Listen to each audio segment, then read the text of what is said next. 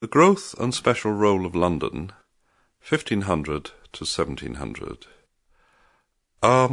London in those days towered over any other British city more than it does today, although of course it's still pretty impressive. We think of the Scottish poet Barbour, and Scotland had no such great city to speak of. Even Edinburgh was tiny, the capital, in those days. Write a poem where he says, "London, thou art the flower of cities all." And there's something to be said for that, although things weren't always so fragrant. If you went to a London street in 1500, probably find it more smelly than fragrant.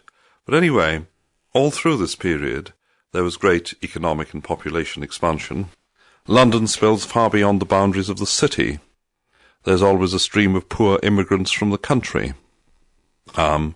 I would say that in 1500 London already had 70,000 people, which doesn't sound much by our standards, but was huge by the standards of England. Remember that England probably had at most 3.5 million people in the whole of England. London, as it was the only major urban centre, also had certain inflexes, ways of behaving which just didn't occur. You could almost say just couldn't occur in any other part of England or Wales or Scotland, come to that. The poor, for example, there were poor everywhere, but there were tens and thousands of poor in London.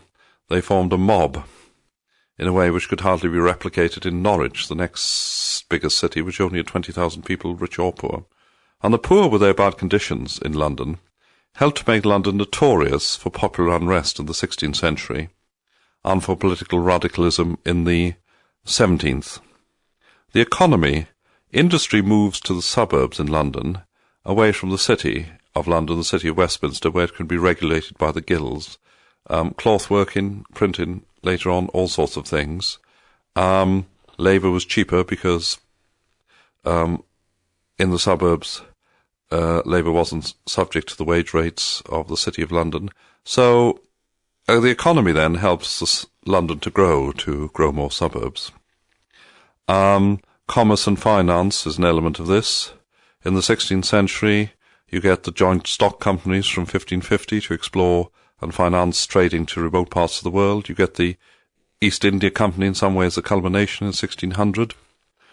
And the 17th century is the time of immense expansion of English overseas trade, far beyond the usual cloth trade with Northern Europe, and this lays the foundation of the wealth of England and indeed the later British Empire. By the 1690s, from 1694, you've got the Bank of England in the City of London, which has been there ever since. So London, from the 1670s, I would say, is a great national finance and trade centre, even an international centre by the end of the 17th century, and it has never ceased to be an international centre for finance and trade. The old magistrates of the city, in terms of government, were, however, losing control of this new expansion, and there was little authority in the suburbs of any sort. They were nominally part of the county of Middlesex. In the Civil War period, to turn to politics, 1640-1660, the city was forced to loan money to Parliament, and this might have been, certainly was, I think, a factor in the reason why Parliament won over the King. The King left London in early 1642, over which he had lost all control because the mobs were sided with Parliament, and therefore he could no longer tap into the resources when the war came to fight of the City of London. The city merchants lent to Parliament, partly by ideological conviction, partly by prudence. They couldn't do anything else. Parliament was in control, and the City of London merchants were the greatest concentration of financial wealth by far anywhere in the kingdom. This extortion, however, by the government continued post-1660 under the restored monarchy. They'd learnt a few things. Radical politics. Only London in the 16th and 17th centuries was big enough to foster radicalism, which was more than a sort of spasmodic discontent, a Saturday night riot which was put down. You have, first of all, London's internal politics. I've said that the great merchants and financiers were powerful, but in the government of the City of London they were often opposed by smaller merchants and tradesmen. Then, perhaps more interesting, in general, national politics. In 1640-42 you have the beginning of the Civil War. The London crowds support Parliament and intimidate the King, Charles I, to the extent that he leaves London, which was a great mistake. He's driven out. Because then, you see, the King looks like a rebel. London is the capital. He looks like a rebel trying to capture the capital. And that's a weakness of his all through the years of the Civil War. They keep him out as well.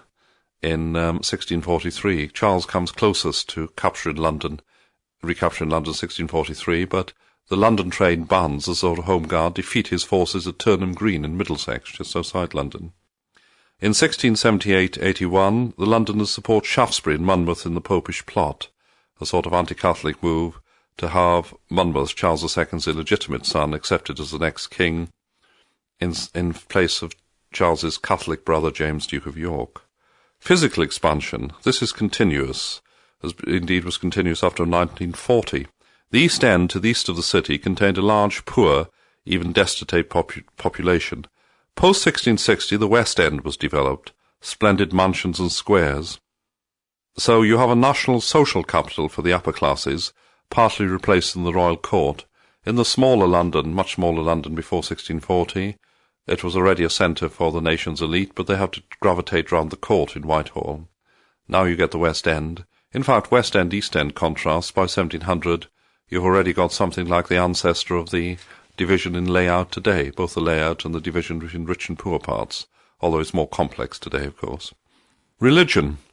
This was always radical in London. Pre-Reformation, up to 1530, the London crowds were very anti-clerical against the established Latin Church. You can see that in 1515, a London merchant, Hunn, was imprisoned by the Bishop of London in his prisons for failing to pay some sort of church tax, and he died in the prison cell.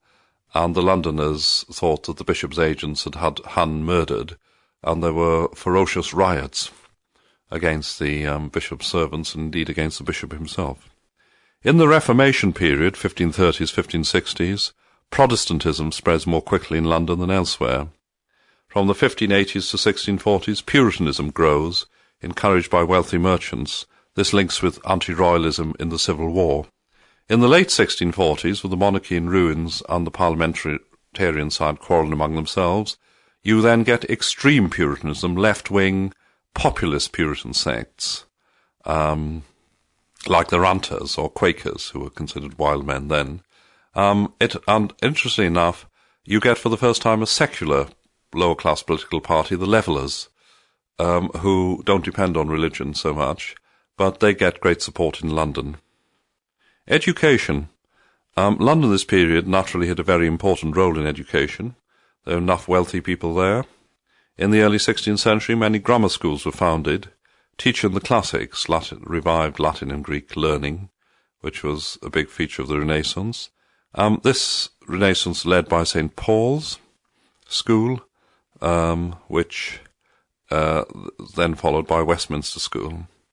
The Inns of Court, they'd been there since the Middle Ages, where you studied law. They were called the Third University of England, taught law to the gentry. The amount of law that the gentry learnt was variable. Some became professional barristers, others just had a jolly good time at the Inns of Court, but picked up enough law maybe to apply it or misapply it when they became justices of the peace back at home in their shires. If you read Henry IV,